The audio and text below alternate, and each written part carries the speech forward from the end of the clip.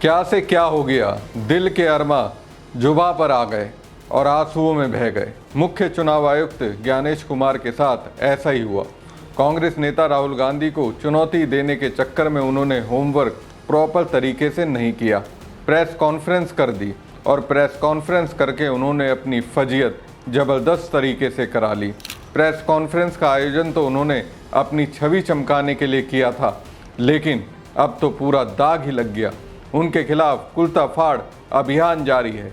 कैराना से सपा सांसद इकरा हसन ने तो ज्ञानेश कुमार की कार्यशैली की बखिया ही उधेड़ कर रख दी। एक तरह से उनकी कार्यशैली को पूरी तरह से नंगा कर दिया। नमस्कार दोस्तों, मैं हूं परवीन सानी। दोस्तों, मुख्य चुनाव आयुक्त ज्ञानेश कुमार ने अपनी प्रेस कॉन्फ्रेंस में सीसीटीवी डेटा नहीं देने को लेकर एक तर्क दिया। तर्क ये था कि इससे माँ बेटियों की प्राइवेसी में खलल पड़ेगा। अब उन्होंने तो ऐसा कह दिया, लेकिन उनके ऐसा कहने पर इकरा हसन गुस्से से आग बबूला हो गई।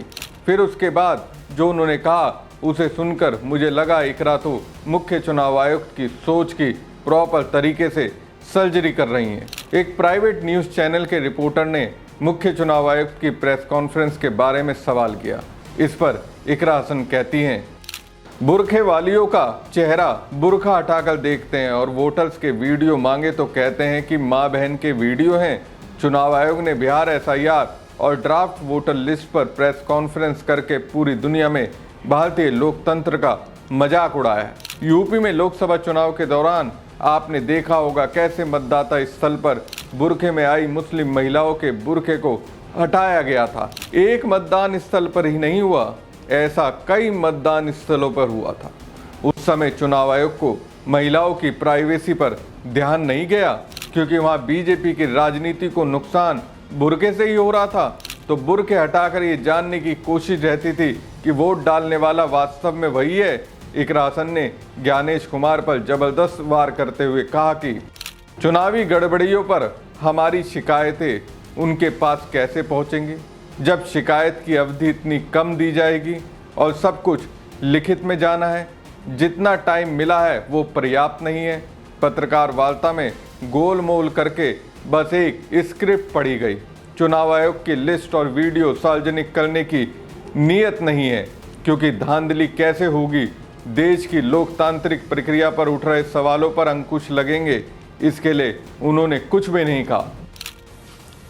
हमने कुछ दिन पहले देखा कि कई मतदाताओं की फोटो उनकी अनुमति के बिना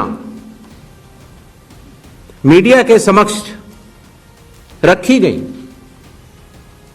उनके ऊपर आरोप लगाए गए, उनका इस्तेमाल किया गया।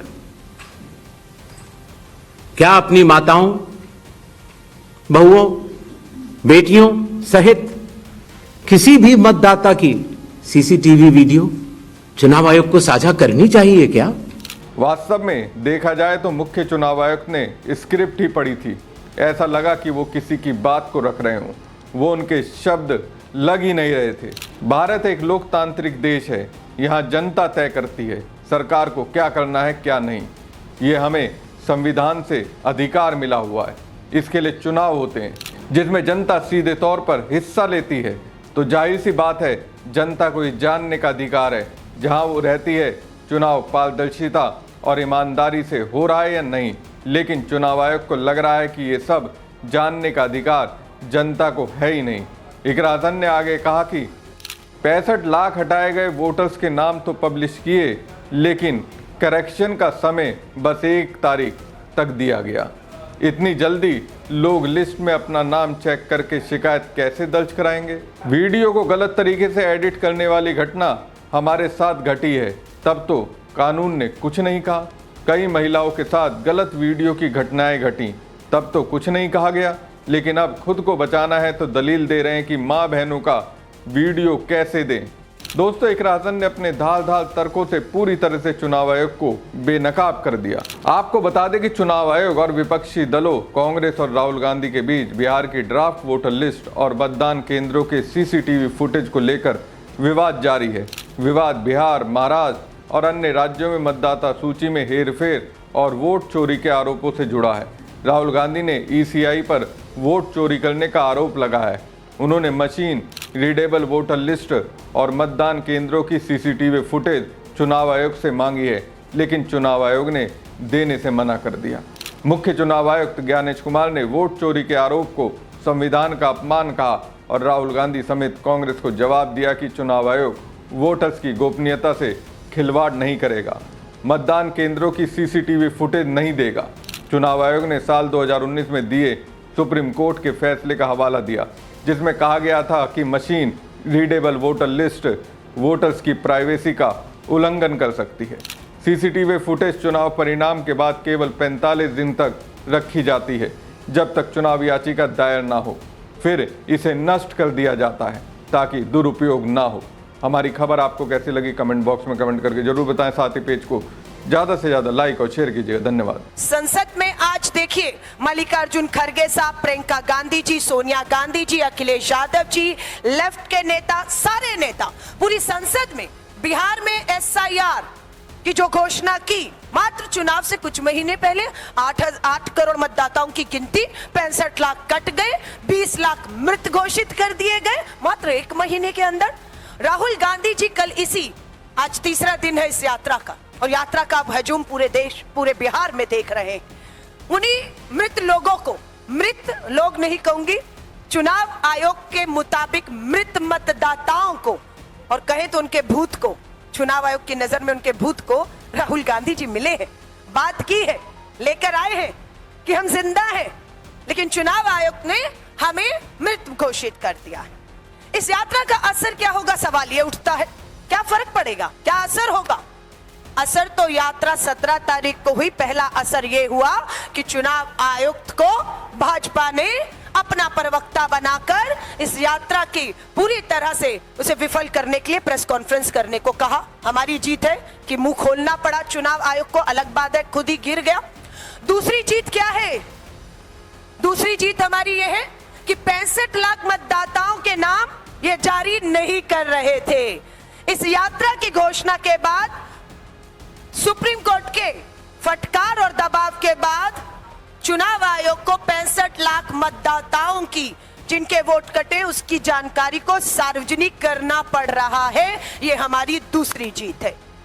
तीसरी जीत भी हमारी होगी, ये सीसीटीवी फुटेज हम नष्ट नहीं होने देंगे। राहुल गांधी जी को डराने वाले हैं और राहुल गांधी जी कह रहे हैं रिटायर हो जाओगे, नौकरी की पूरी हो जाएगी, हो सकता है राज्यसभा में चले जाओ, हो सकता है केंद्रीय मंत्री बन जाओ, लेकिन पीछा नहीं छोड़ेंगे लोकतंत्र के एक वोट के अधिकार को चोर करके अगर आप सत्ता बनवाने का करोगे तो राहुल गांधी जी डर नहीं रहे, लोगों के बीच में जा रहे हैं। मैं एक चीज आपके माध्यम से, मीडिया के माध्यम से बिहार और देश के लोगों के सामने भी रखना चाहती हूँ।